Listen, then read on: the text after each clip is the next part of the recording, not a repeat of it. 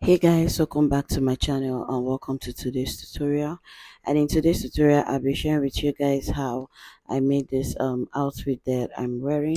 And if this is something you like to learn, let's just get right into the video. But if you haven't subscribed, please subscribe.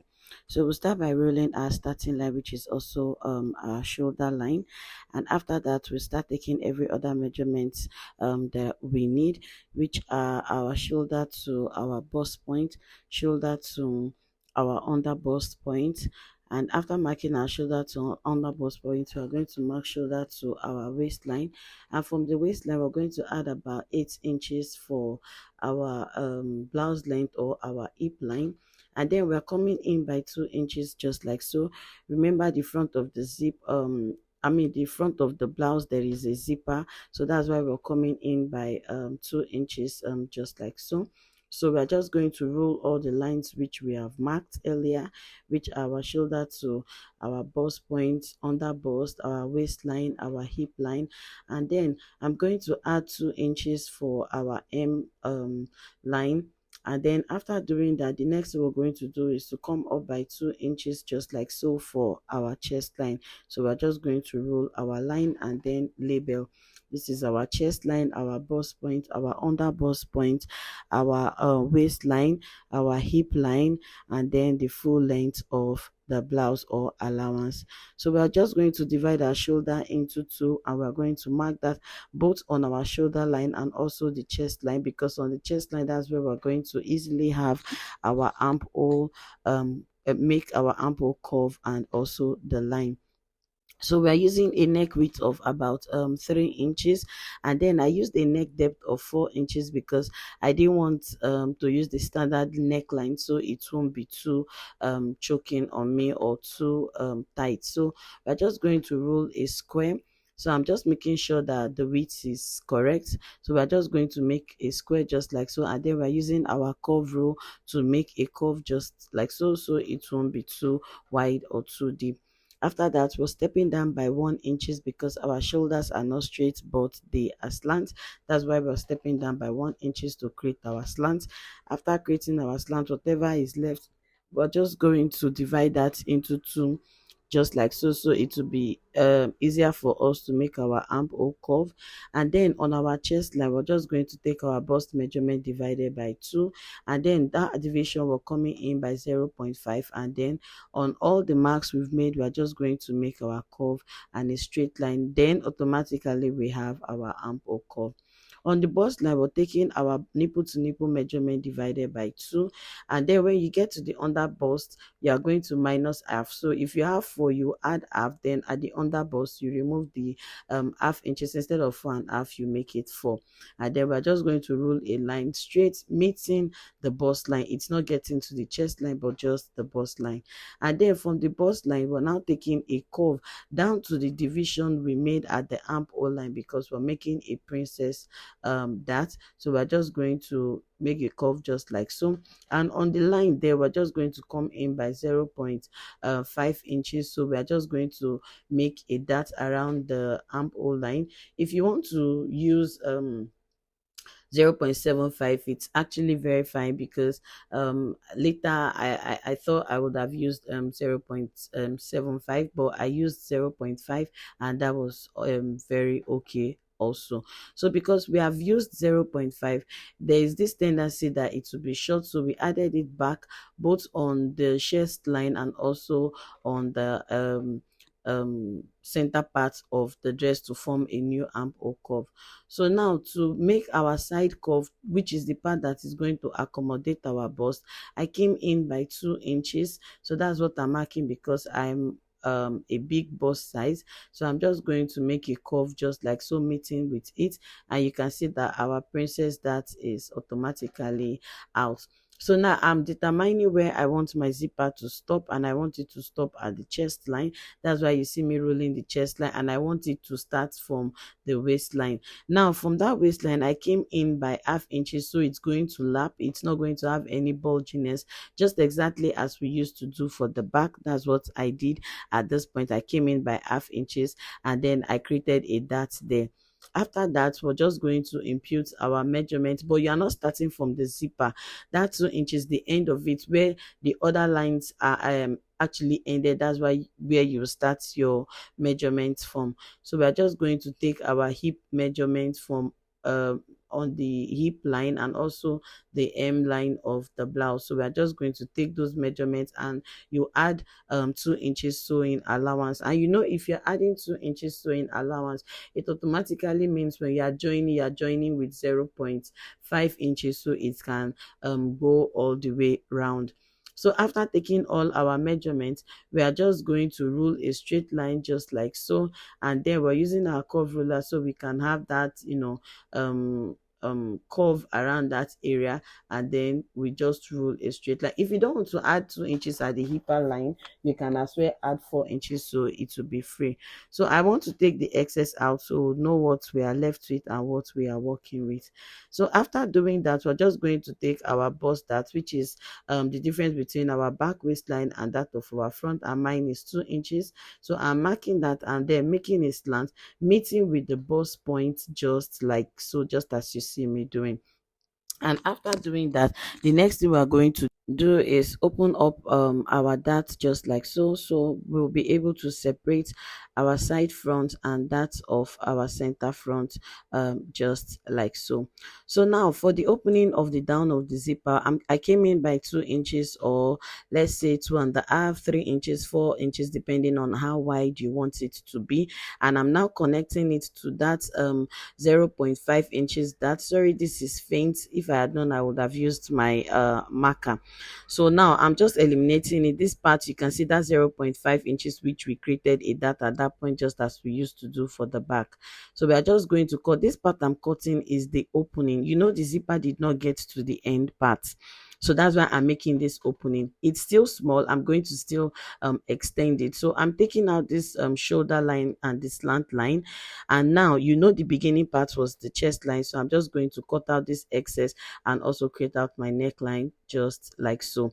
Like I said, I'm taking out, this is also the other dart. I didn't take it out completely, meeting with this other 0.5 inches and then cutting it out straight like so. And then I'm taking out this remaining excess using, I'm trying to form a curve so that part will not just be straight, so I'm taking it out just like so. So it's my waistline to my chest line. That's where the zipper is going to be.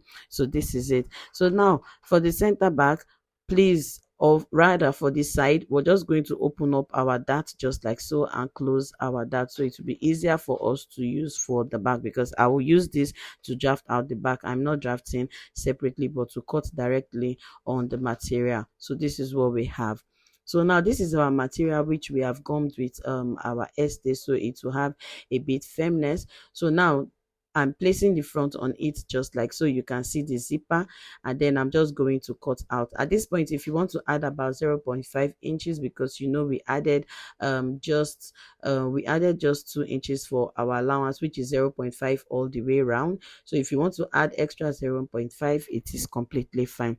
So we've cut out for the front, and then we are going to use this again to cut out for the back. But for the back, we are going to fold in that zipper part just like so, because we do not need it for the back. We're wearing this as a jacket, so we are just going to do that just like so. But the neck depth, we are not using the same thing, so I came down by 2 inches just like so, as you see me do. If we use the same inches for the back, it will be too wide. That is why I came down. It's a neck width of 3 inches and a neck depth of 2 inches. I hope you understand. We're just going to cut just like so. I'm marking out the waistline because I want to create I want to take in about 0.5 inches, so I'm not going to have any bulginess at that point. That is why I did that. So I'm just going to slant that out, just as we did for the front when we were drafting it. So after doing that, I'm done with the front and the back. I'm just going to use this to cut the side, and I'm also going to use this part to cut the side of the back. So this is the bust side, so I'm just going to cut out just like so, as you see me doing. Now when we want to use this to cut out the side of the back, we will eliminate the bust part by just folding it in just like so. it is nothing that hard. So you are just going to fold in. If you don't have enough drafting paper, you can as well do like this. It works perfectly fine. And then we're just going to cut out, and automatically we are done with drafting both our front, cutting out both our front on the main material, and also drafting on our drafting sheet. So this is what we have. This is what all our body parts look like before we go ahead to join. For the sleeve, we're just going to fold a cone shape, just as you see me doing, just like so.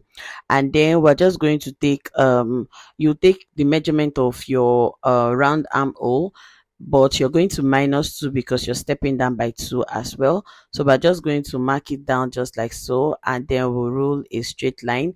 This all depends on how you want the length of your sleeve to be. So after that, we're just going to step down by 2 inches just like so, and then we make a curve meeting with the 2 inches, and then a straight line meeting with the end, because we don't want it to be automatically flay, but we want it to be flay and straight. That's why we are throwing the material like that. And after that, we'll determine how open. You determine how long, how short, and how open you want your sleeve to be. And I actually use 11 inches. So when after that, you're just going to make a curve like a back C, not a front one. That's why I use the curve ruler. So you see, but with your free hand, you're making a back C, just like so. Sorry, my hand is blocking it. You're making a back sleeve C, just like so. And then we are done with cutting the sleeve. The sleeve is actually not difficult. You're throwing a flay because it actually has a little flay, but at the opening you're making it a straight line, so it does not have that a cut shape, that cone shape. So it's not going to have it, even despite the fact you have thrown it to have a cone shape, but you are not cutting it a cone shape, you're making it a straight one. I don't know if you understand.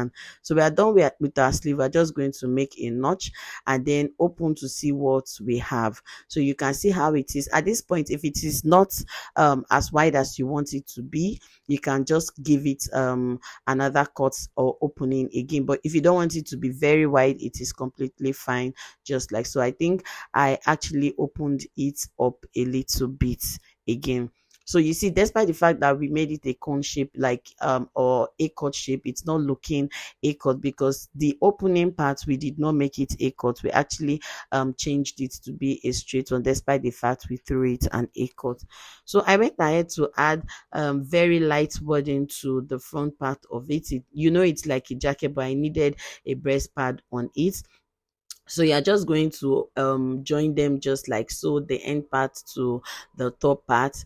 And after doing that, you give it a very good press. So this tutorial is not, the sewing part is really not that difficult. So this is what we have at this point. You're just going to iron and open up, and you can see what the zipper also looks like, and also the lining. Whatever you're doing for the main material, you do for the lining. So you just go ahead. The next thing is to join the lining and the main material together, both for the front and also for the back. And this is what our front looks like. So you're also turning the lining on it just like so. You're placing it just like, you can see that the lining also has that zipper part. So it's not only the main material that has the zipper part. So if you want your zipper to be very long, you're not going to make that opening that we have at the end, but from the thumbnail it is short. So after doing that, this is what we have. So you just go ahead and give it a very good press, and then you're just going to join your back and your front together, and then join your sleeve. And basically we are done with this tutorial. So now, to have a very neat shoulder joining, after you have joined like the neck together, you will not extend it to the shoulder. You're just going to place the front side of the blouse just like so, matching with the exact side of the back, opening it just like so, the main material meeting up with the main material, and the lining meeting up with the lining. This way you have a very neat shoulder, like they be together. It's always beautiful to do it this way. And after this, we'll just go, after you've joined them together just like so, the next thing, you're also using lining to put on your sleeve. This is what our sleeve looks like. You're going to create a notch and then join it, and then we are done. So thank you so much guys for watching this tutorial, you can see how it is. And of course, you add your zipper. It's basically I didn't want this video to be long because it's an easy tutorial. So you join your sleeve, you join your zipper, and everything is done. You can see how beautiful it looks at this point. So thank you so much for staying tuned to the end of this video. If you haven't subscribed to my channel, please subscribe and turn on your notifications